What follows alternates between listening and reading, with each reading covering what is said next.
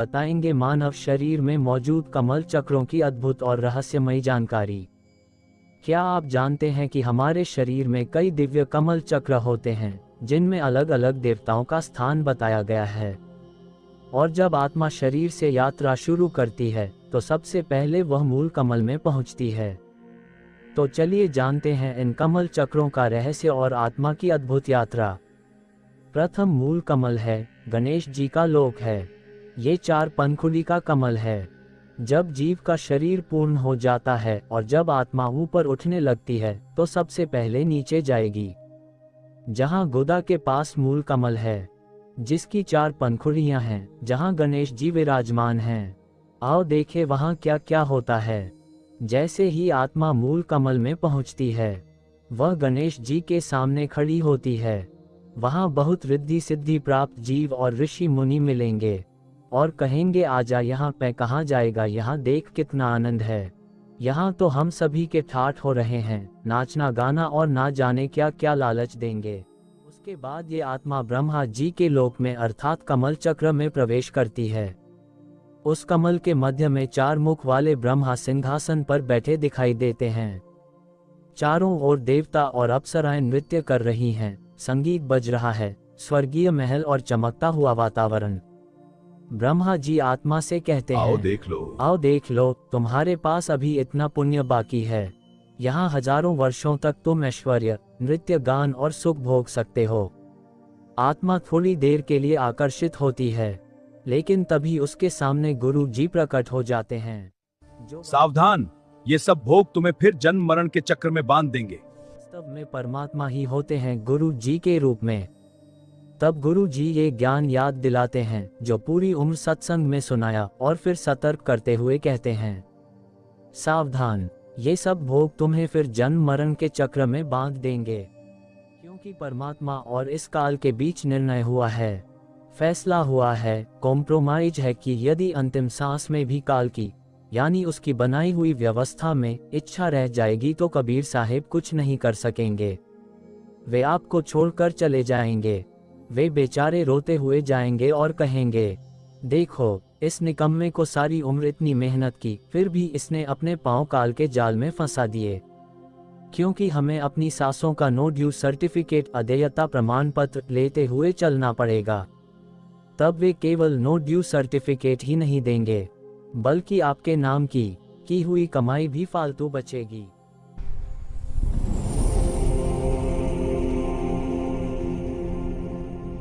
ज्ञान भी साथ रहेगा और लाज भी रहेगी। गुरुजी रोज बताया करते, और आप अपने आप ही पीछे हट जाओगे। कहोगे हमें यहाँ का कुछ नहीं चाहिए, और अगर अकेले जाओगे ना तो 1 मिनट में हाँ भरवा लेंगे ये देवता। 2 दिन भी कोई कह दे आजा, ले लगा ले घूंटी शराब की, चाहे 6 साल का नाम लिया हुआ हो, तीसरे ही दिन हाँ भर लेगा।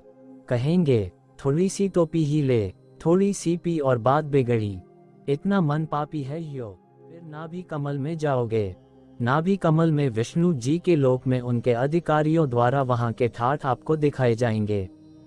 कहेंगे ठीक है, तेरा नो ड्यू सर्टिफिकेट भी दे देंगे, लेकिन देख ले भाई, तेरा इतना पुण्य और शेष रहता है, इतनी कमाई और बकाया रह रही है।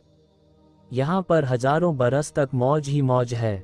यहाँ जो पाओगे मिलेगा। यहाँ इतने दिन ठाठ करेगा, इतने दिन देव बनेगा, इतने दिन विष्णु जी के लोक में और रहेगा।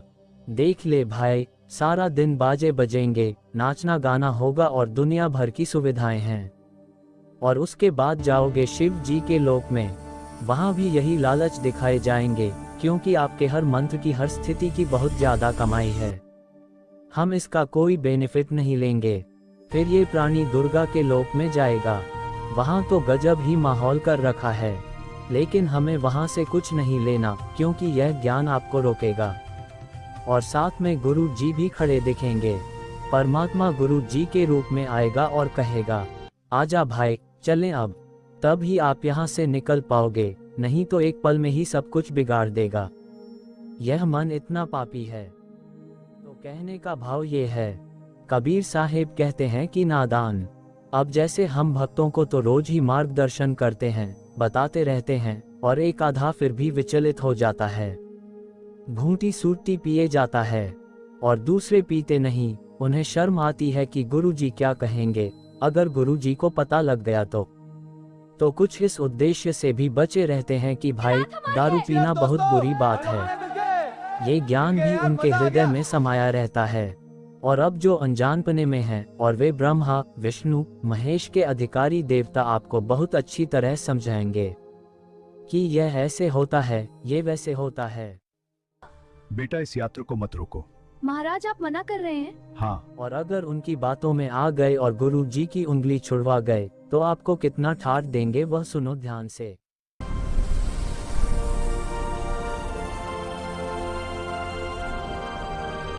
काफी बरसों तक तो गणेश जी के लोक में गण बनोगे, उधर ठाट बाट और चौधर हो जाएगी खूब।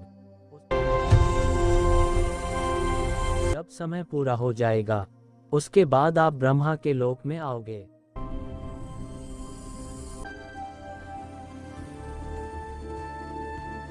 वहां अपनी मलाई खाओगे, कोई देव बन जाओगे छोटा मोटा वहां पर। उसके बाद विष्णु के लोक में आओगे।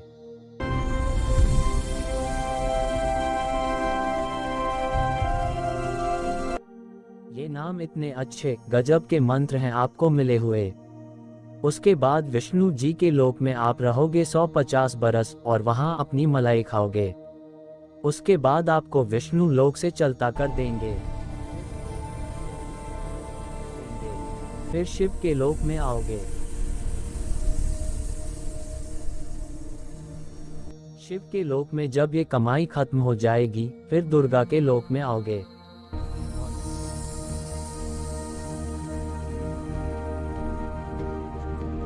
और वहां से भी जब कमाई खत्म हो जाएगी फिर गधे बन जाओगे। जे बात फिगर है कबीर साहेब क्या बताते हैं, नादान मान ले कि अगर गलती से तेरा हाथ मुझसे छूट भी गया और तू कहीं पहुंच गया कि ते ब्रह्मा, विष्णु, महेश के मंडलों या उनके लोक में, तो वहां जाकर भी यह ज्ञान जो तुझे रोज रोज दिया जा रहा है तुझे वहां टिकने नहीं देगा। तू भले ही गलती कर दे लेकिन फिर भी तुझे ये बातें जरूर याद आएंगी। गुरु जी तो ये कहा करते कि हमें न विष्णु के लोक में जाना और न ही शिव जी के लोक में जाना है। वहां तो हमारी पूंजी समाप्त होती है। फिर आत्मा सोचती है अब मैं क्या करूं, मैं तो इनके यहाँ फंस गई। तब कबीर साहब कहते हैं वहां भी अगर तू अपनी आत्मा से पुकारेगा और मुझे याद करेगा तो मैं वहां भी आकर तुझे छुड़ा लूंगा।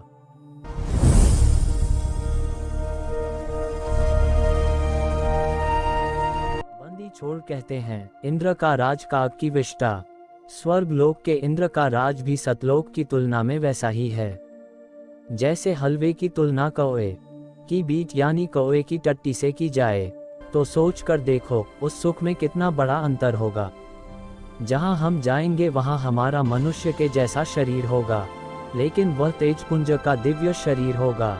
और ये परिवार आपके बच्चे जो आज आपके साथ हैं आपके पास आएंगे जब इनका समय पूरा होगा। यदि ये भक्ति करते रहें तो फिर वर्तमान जैसा परिवार वहां बन जाएगा। वहां कभी मृत्यु नहीं होगी। अब वो है हमारा वास्तविक स्थान। यहाँ तो हम नकली स्थान में रहकर इतने फूले फूले फिरते हैं। ये सब धोखा काल ने दे रखा है। इसलिए अब हमें भक्ति करनी है और कोई उपाय भी नहीं। केवल ज्ञान हो जाने से भी कुछ नहीं बनेगा जब तक उसका समाधान नहीं होगा। समाधान यह है सत्संग में आना कभी नहीं छोड़ना, इन मंत्रों का जाप करते रहना और अपनी मर्यादा से बाहर मत जाना। ऐसा करोगे तो पार हो जाओगे।